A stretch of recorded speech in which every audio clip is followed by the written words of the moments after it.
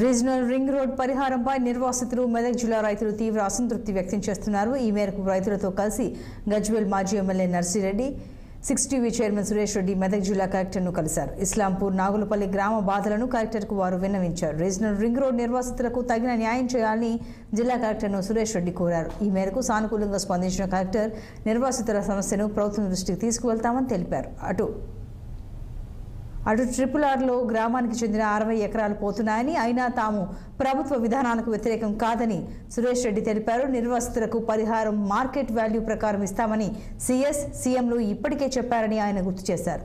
ముందస్తుగా చెప్పిన దానికంటే తక్కువగా ఇస్తే భూములను వదులుకోమని తెలిపారు. నేషనల్ హైవేల మీద ప్రభుత్వాలు డబ్బులు వసూలు చేస్తున్నాయన్న ఆయన రిజిస్ట్రేషన్ వాల్యూ ప్రకారం ఇస్తే నష్టపరిహారం తక్కువగా ఉంటుందని పేర్కొన్నారు. ప్రభుత్వం మార్కెట్ వాల్యూను పరిగణలోకి తీసుకోవాలని ఆయన డిమాండ్ చేశారు. భూములు కోల్పోతున్న రైతులకు సరైన న్యాయం జరగాలని కోరుకుంటున్నట్లు వెల్లడించారు Suresh Reddy. Ring junction, Toopran junction లో మాకు అందరికి సంబంధించిన ల్యాండ్స్ లో ఆల్మోస్ట్ మేము ఒక 60 acres of lands different persons acquisition లో పోతున్నాయి. ఎమ్మెల్యే గారు చెప్పినట్టు మేము we are not against the government development కాదు, కానీ అక్కడ మార్కెట్ వాల్యూకి వీళ్ళు ప్రపోజ్ చేసే వాల్యూకి డిఫరెన్స్ చాలా ఉంది.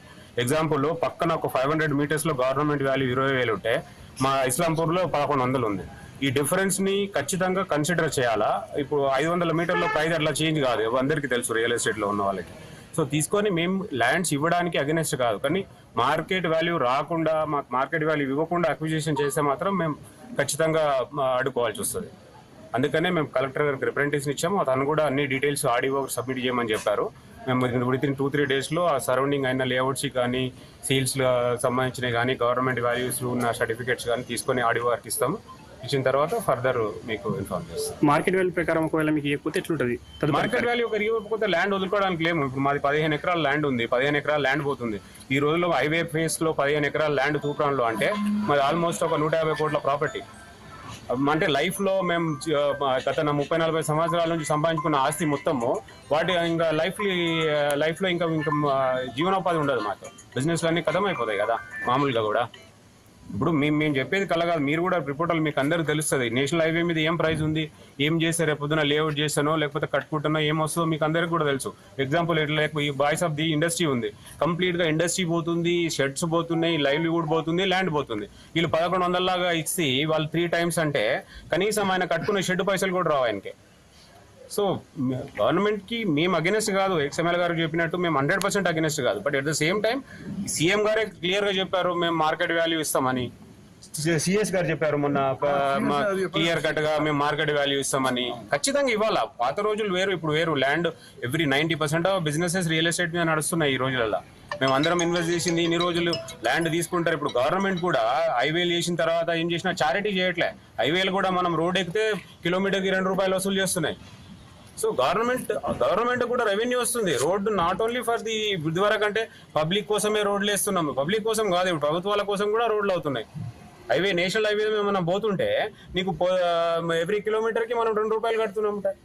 సో ఇది we are not against the government. At the same time మా రైట్స్ ప్రొటెక్ట్ కాకుండా మాకు మార్కెట్ వాల్యూ ఇవ్వకుండా పోతే ఖచ్చితంగా ఇక్కడ ఉన్న వాళ్ళు ఎవరైనా కూడా ల్యాండ్ ముందుకు వచ్చి ల్యాండ్ ఇవ్వడానికి ఖచ్చితంగా ముందుకు రారు. అట్ ద సేమ్ టైం మేము నెగోషియేట్ చేయడానికి రెడీగా ఉన్నాం. సరే మీకు 10 కోట్ల ఎకరం ఉంది, మాకు మాట్లాడండి, ఓ 2 కోట్లు తక్కువిస్తాం, 3 కోట్లు తక్కువిస్తాం, మీరు ఏదైనా ఒక బేస్ తీసుకోవాలా. ఇప్పుడు కలెక్టర్ గారు కూడా ఏమన్నారు, మీకు రిజిస్ట్రేషన్ వాల్యూ లేదు, మీరు అక్కడ అంత వాల్యూ చేసుకోవట్లేదు అంటే ఇది మా ఒక్క ప్రాబ్లం కాదు. మీరు స్టేట్ అంతా ఎక్కడన్నా వెళ్ళండి, ఊర్లలోకి వెళ్తే ₹1,00,000 గవర్నమెంట్ వాల్యూ ఉంటే అక్కడ ₹1,00,00,000 నడుస్తుంది. ఇది ప్రతి దగ్గర ఉంది. అట్లా గవర్నమెంట్ స్టాంప్ డ్యూటీని తగ్గించి మార్కెట్ వాల్యూ పెంచితే అందరూ రిజిస్ట్రేషన్ చేసుకుంటారు. ఎవ్రీబడి ఇప్పుడు ఇంటర్నల్ గా ట్రాన్సాక్షన్ చేసుకునేటప్పుడు మీకు స్టాంప్ డ్యూటీ అంత అవుతుంది అంటే ఎవరైనా భయపడతారు.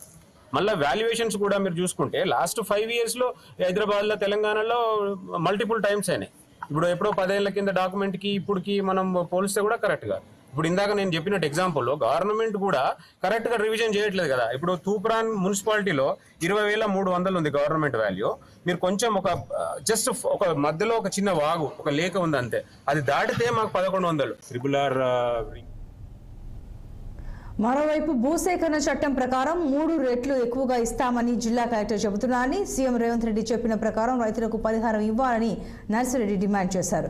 ఇస్లాంపూర్, నాగులపల్లి గ్రామస్తుల బాధలు కలెక్టర్కు విన్నవించామన్నారు. సీఎం చెప్పిన ప్రకారం పరిహారం అందించి జిల్లా రైతులకు న్యాయం చేయాలని విజ్ఞప్తి చేశారు మాజీ ఎమ్మెల్యే నర్సిరెడ్డి. రైతులు అందరూ కూడా ఇక్కడ కలెక్టర్ గారి దగ్గరికి వచ్చి వాళ్ళ బాధను వెల్లడించడం జరిగింది. ఏంటంటే అక్కడ పక్కకి 20,000 గజం ఉంటే మా దగ్గర 1,100 వాల్యుయేషన్ ఉంది, కార్డ్ వాల్యుయేషన్. అందుకోసమే ఆ డిఫరెన్స్ ఉంది కాబట్టి ఇప్పుడు అక్కడ 5 నుంచి 10 కోట్ల ఎకరానికి పోతుంది. కానీ గవర్నమెంట్ వాల్యుయేషన్ ఏంటంటే ఎల్ఏ యాక్ట్ ప్రకారం 3 టైమ్స్ ఇస్తా అంటారు. ఎల్ఏ యాక్ట్ అంటే ఇంతకుముందు జరిగిన రిజిస్ట్రేషన్ దాని మీదకి ఇచ్చి 3 టైమ్స్, కానీ అది ఇస్తే మాకు సరిపోదు. ఎందుకంటే ఒక్కొక్క రైతులు ఉన్న 16 గుంటలు ఉంటే 16 గుంటలు పోయింది, 10 ఎకరాలు ఉంటే 10 ఎకరాలు పోయింది, ఫ్యాక్టరీస్ ఉంటే ఫ్యాక్టరీస్ పోతున్నాయి. వాళ్ళకి రేపు రాబోయే కాలంలో లైవ్లీహుడ్ కూడా ఇబ్బంది అవుతుంది అని ఆలోచనతో కలెక్టర్ గారికి ఎక్స్ప్లెయిన్ చేసాం. ఆయన కూడా సానుకూలంగా స్పందించారు. ఎందుకంటే మా ముఖ్యమంత్రి రేవంత్ అన్న కూడా రైతులు నష్టపోకుండా ఎంత ఎక్కువ ధర అయితే అంత ఎక్కువ ధర ఇచ్చే విధంగా, ఎందుకంటే కార్డ్ వాల్యూ అంటే ఎక్కడైనా తక్కువ ఉంటుంది, కానీ మార్కెట్ వాల్యూ కార్డ్ వాల్యూకు ఒక్కోసారి 10 టైమ్స్ కాదు 50 టైమ్స్ 100 టైమ్స్ డిఫరెన్స్ కూడా ఉంటుంది. మేమనేది మార్కెట్ వాల్యూ ప్రకారం ఏమన్నా నెగోషియేట్ చేసి ఆ విధంగా ఓపెన్లా మాకు ఇవ్వాలని మాది చిన్న రిక్వెస్ట్. నాగులపల్లి గ్రామ రుణమాఫీ అంశంపై క్షేత్రస్థాయిలో